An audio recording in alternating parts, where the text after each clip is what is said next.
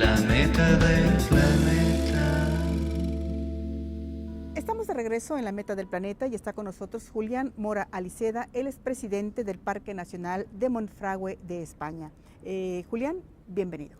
¿Cuáles son los retos para el presidente del Parque Nacional de Monfragüe? ¿Qué es lo que hace él y cómo lo hace? Cuéntanos. Pues fundamentalmente en España, como presidente del patronato del Parque Nacional de Monfragüe, que está integrado por una serie de instituciones y agentes privados, fundamentalmente está representantes de la Administración Central del Estado, están representantes de lo que aquí en México sería los estados federales, sería la comunidad autónoma, están los ayuntamientos y también participan en el patronato los agentes privados como los propietarios, los responsables de algunas de las actividades allá, junto con miembros de colectivos conservacionistas y ecologistas y personas del mundo de la universidad y de la ciencia. Y en ese sentido, pues la presidencia del patronato lo que hace fundamentalmente es llevar a cabo, a través de sus asambleas, una serie de propuestas para que el parque siga funcionando como elemento clave del desarrollo resiliente, es decir, donde la preservación de la naturaleza se conviva y se compatibilice con el desarrollo social y económico de los agentes que allí residen desde hace siglos. ¿Cuáles son los servicios ambientales que proporciona Monfragüe a la población, a todos los seres vivos?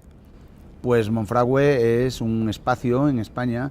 que está situado entre Madrid y Lisboa, está muy lejos de prácticamente cualquier población urbana, por tanto cuando digo Madrid y Lisboa estoy hablando de 600 kilómetros de distancia entre ellas,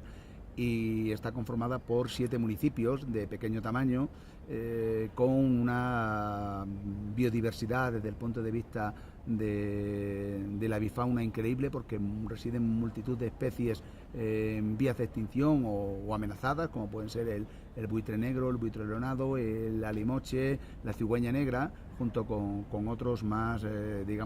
habituales en otras partes. Y al mismo tiempo constituye, desde el punto de vista del medio físico natural, un elemento de un gran valor geológico y geomorfológico, es decir, integramos por tanto el medio físico con el medio natural junto con las poblaciones. No se entendería el Parque Nacional de Monfragüe ni prácticamente ningún parque en España sin las propias poblaciones que vienen residiendo allá desde hace siglos. Y en ese sentido los servicios que presta son fundamentalmente ligados a las nuevas funcionalidades del sector del turismo, que lógicamente no van a erradicar las tradicionales que se pueden seguir conservando desde el punto de vista de las actividades tradicionales, con algunas limitaciones, bien es cierto, pero desde el Parque Nacional de Monfragüe hemos aprobado hace muy poquito lo que es el Plan Rector de Uso y Gestión. Es uno de los primeros parques que tiene esta herramienta, esta figura clave, donde se delimitan dentro del parque cuáles son las zonas de reserva, las zonas que no pueden ser visitadas por ningún ser humano, luego cuáles son las zonas que se pueden visitar, pero con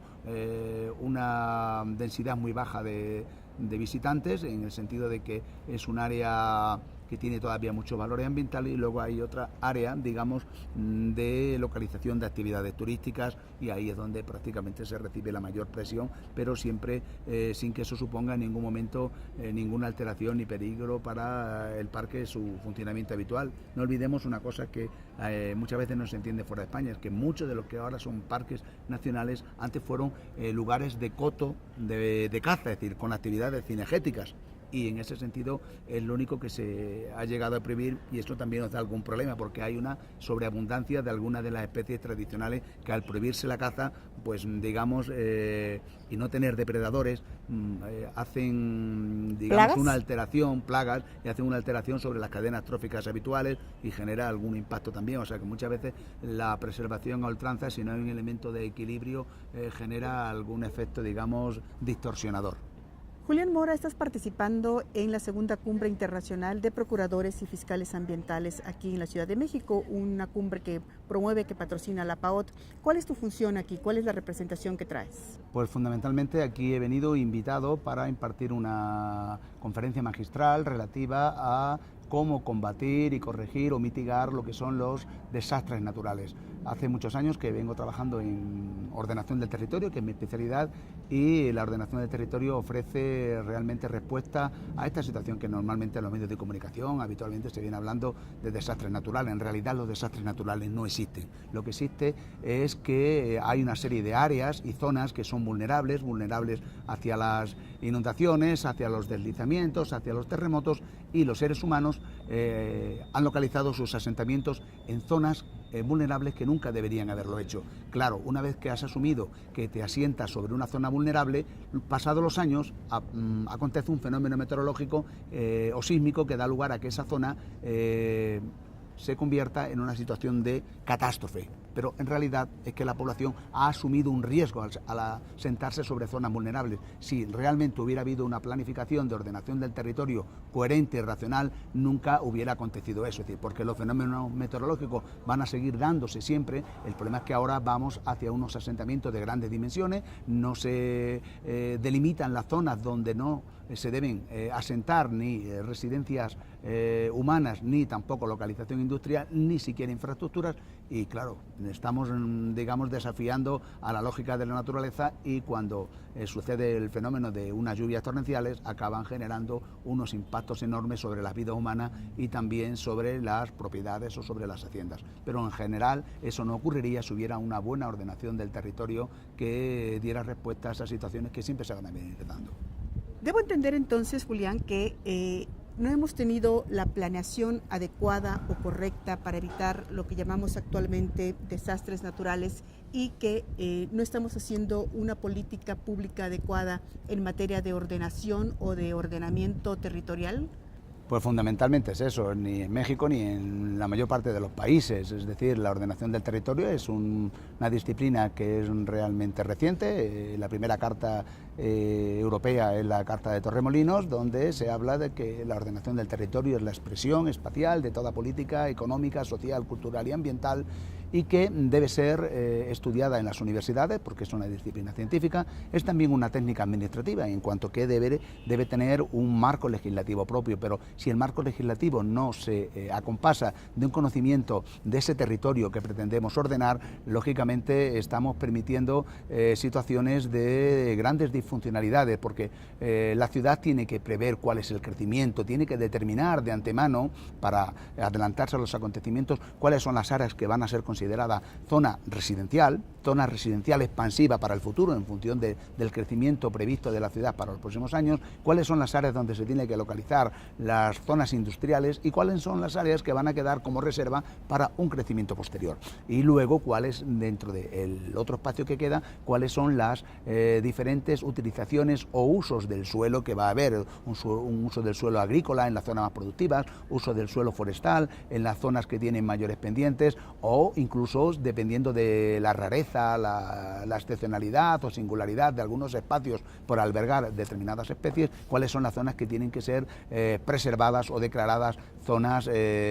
protegidas, con cualquiera de las figuras, parque nacional o reserva, etcétera, etcétera. Es decir, la ordenación del territorio tiene que prever eso. ¿Por qué? Porque si no, la ciudad, aquí lo pueden ver perfectamente en México, pero se ve en cualquier otro de los países de aquí de Iberoamérica, hay un flujo enorme de población que viene del ámbito rural a buscar oportunidades de empleo en la ciudad, y lógicamente, como vienen en condiciones más paupérrimas, acaban localizándose en áreas donde el suelo es más barato, donde la licencia es más fácil de obtener, y son siempre zonas muy vulnerables que luego, cuando suceden algún tipo de, como diría, de algún fenómeno meteorológico o sísmico, acaban viéndose muy perjudicados. Es decir, cuando hablamos de catástrofes naturales casi siempre nos referimos a las zonas más pobres de la ciudad. Es decir, se ven afectados fundamentalmente las personas con menor poder adquisitivo, las personas con mayores dificultades, con mayores, digamos, debilidades, y siempre son estos grupos marginales los que, digamos, padecen estos desastres o estas catástrofes. La población que tiene mayor poder adquisitivo ha localizado un lugar mucho más idóneo, han podido pagarlo, y prácticamente no se les ve afectado cuando ocurren estas situaciones adversas. Esto significa entonces que la ordenación o el ordenamiento territorial tiene que ver precisamente con una política transversal en todas sus áreas. Efectivamente, la ordenación del territorio lo primero que exige es un conocimiento del entorno. Necesitamos conocer cuáles son las características del relieve, las características geológicas, las características del clima, las características hidrográficas, porque en función de ellos y en función del clima, de las características geomorfológicas, vamos a tener un comportamiento ecológico, unas dinámicas distintas, y sobre ellas se va a asentar un tipo de vegetación y un tipo de fauna. Y luego nosotros llegamos siempre después, los seres humanos, nos empezamos a expandir allá y por ello es muy importante